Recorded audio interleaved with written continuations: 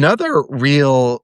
quantitative bit of evidence, again suggesting an intensifying crackdown in North Korea, is a sharply dwindling number of escapees to the south. Can you explain? Yeah, I mean, again, one of the things about this sort of slightly more open period that is now well and truly over is there was more of a flow of people across North Korea's borders, particularly into China, where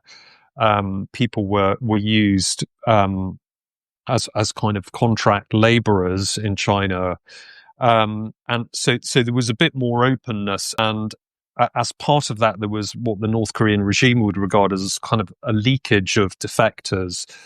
who were able to cross the border and often escape through China, sometimes through Thailand, and eventually make their way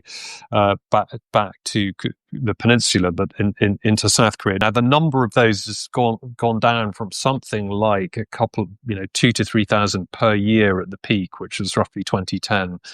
down to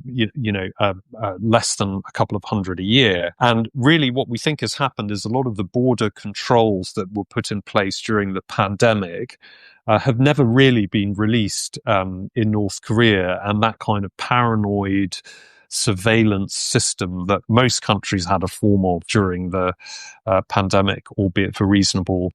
with a reasonable rationale, has never really been lifted, and that's led to this dramatic shrinkage in the number of people managing to escape the regime.